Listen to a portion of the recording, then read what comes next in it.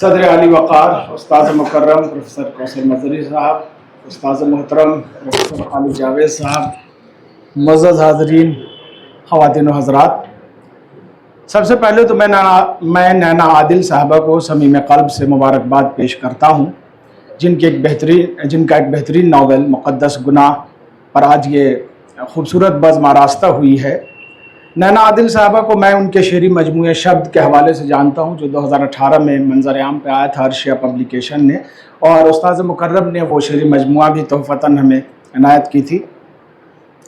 تو جس طرح سے ان کی شاعری نے متاثر کیا، ابھی رضوان اس کے مثالیں پیش کر رہے تھے، تو عصری ناول نے بھی اپنی جانب متوجہ کیا ہے، اور اس کا اندازہ آپ سب کو ابھی کے 2 مقالے یعنی بھرپور مقالے سن کر ضرور ہوا ہوگا۔ اس کے لیے میں نے سوچا تھا کہ اس ناول میں کردار نگاری کے حوالے سے ایک مضمون قلم بند کروں، مگر بوجوہ ایسا ممکن نہیں ہو سکا ہے، لہٰذا چند باتیں اس ناول کے تعلق سے جناب صدر کی اجازت سے کرنا چاہوں گا۔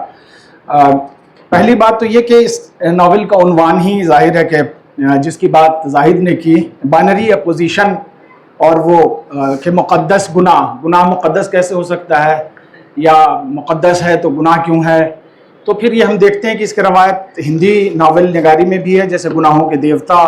اور وغیرہ وغیرہ۔ اس پر بعد میں زاہد نے اساطیر کے حوالے سے بہت تفصیلی بات کی۔ ابتدا میں ہی یہ 2 صفحات یعنی صفحہ 13 اور 14 میں اس کا ذکر ہے۔ میں نے صفحہ نمبر نوٹ کر لیا ہے کہ یہ 2 لفظ ناول کے شروع میں ہیں۔ ناول کتابی شکل میں میرے پاس نہیں بلکہ PDF کی شکل میں ہے، اور اس میں کل 290 صفحے پہ محیط ہے۔ یہ لفظ جو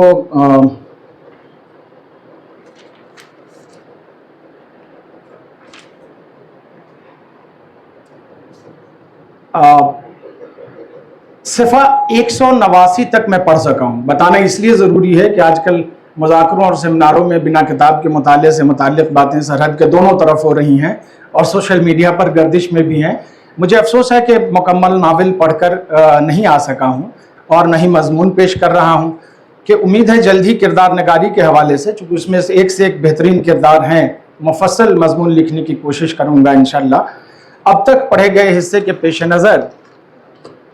ناول کے کئی کردار ہماری آنکھوں کے سامنے آتے ہیں، مثلاً سر ارتسام صدیقی ہیں، ڈاکٹر وجاہت عارض ہیں، دیا نیلو اس کی دوست، یا اور بھی دیگر جو ضمنی کردار ہیں، سید علی نقوی، ابراہیم، عدنان ابراہیم وغیرہ۔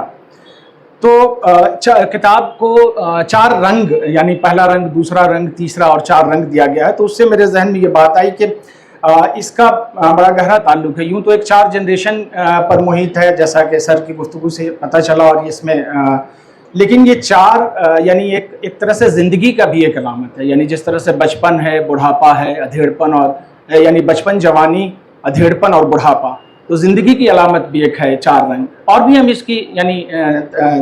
توضیح کر سکتے ہیں۔ تو جو لفظ مقدس ہے اور گناہ ہے، وہ میں بتا رہا تھا، جو آپ کو وہ جو میل ہے ان کے نام لکھتی ہیں، برقی خط ہے وجاہت کے نام، کہ امریکہ جا کر چند سالوں میں جہاں تم نے اتنے گناہ کرنے سیکھ لیے، وہاں اوروں کے گناہ معاف کرنا، اوروں کی غلطیوں کو نظر انداز کرنا بھی سیکھ لیا ہو، یہ ہے۔ پھر اسی صفحے پہ جب اس کا جواب آتا ہے 23 اکتوبر 2018 کے ای میل میں، تو یہ کہتی ہیں کہ یہ خفیہ تحریر تمہیں ایک مقدس امانت کی طرح سونپ رہی ہوں۔ تو مجھے لگتا ہے کہ یہ دونوں لفظ ظاہر ہے کہ ناول کے ابتدائی میں موجود ہے، اور اسی لیے اس کا عنوان دیا گیا ہوگا۔ تو اس میں جیسا کہ بتایا گیا کہ زبان پوری طرح سے ملی جلی زبان ہے، جس طرح سے آج کل زبان یعنی جس میں ہم ایک زبان پر نہیں رہتے، یعنی خالص اردو نہیں بولتے، خالص انگریزی نہیں بولتے، خالص ہندی نہیں بولتے، ایک مکس زبان کا جو کلچر ہے تو وہ یہاں موجود ہے، جس میں انگریزی بھی شامل ہے۔ آپ مثال دیکھیے، اس میں آتا ہے کہ shut your bloody mouth you son of bitch, how dare you poke your nose in my eyes, اس طرح سے ان مائی افیئرز، اور اس طرح کے کئی مکالمے ہیں، لیکن ہاں لکھے گئے اردو میں، اور لیکن الفاظ سارے کچھ علاقائی اثرات ہیں اس میں، انگریزی لفظیات کی کثرت ہے جو برمحل بھی ہے، یعنی یہ ایسا نہیں لگتا کہ جان بوجھ کے انگریزی شامل کی گئی، بلکہ اس فلو میں وہ نظر آتا ہے کہ بالکل کردار کے حساب سے وہ زبان۔ ناول کے اقتباس پر اپنی ایک گفتگو ختم کروں گا۔ اچھا ہاں، مجھے معلوم ہے کہ مصنفہ خود زبان انگریزی کی بہت کم شناس ہیں، انگریزی میں بھی شاعری کرتی ہیں، اور تو اس لیے یہ بڑا فطری لگتا ہے۔ ناول کا ایک اقتباس جو ہم نے کردار نگاری کے حوالے سے منتخب کیا ہے وہ اس میں سے الگ سے نوٹ نہیں کر سکا ہوں، صفحہ 174 پہ ہے، یہ میں پڑھ کے سناؤں گا، اسی پہ اپنی گفتگو ختم کروں گا۔ بعد میں دو اور مقالہ نگار ہیں اور وہ اچھی گفتگو کریں گے۔ یہ اقتباس ملاحظہ کیجئے، ارتسام صدیقی اور ان کی بیگم کی یاد میں جو تعزیتی اجلاس کا انعقاد اکیڈمی آئرہ کے بینر تلے کیا گیا ہے، اس میں ارتسام کے والد صاحب یعنی ان کے ڈاکٹر عثمان صدیقی صاحب کا بھی ذکر ہے، یہ ملاحظہ کیجئے۔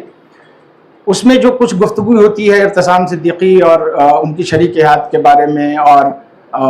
جو مہمان ہیں وہ اظہار خیال کرتے ہیں تو رابرٹ براؤننگ کی نظم سے شروعات کرتے ہیں، اور بہت ساری باتیں یہ سب درج ہے۔ ارتسام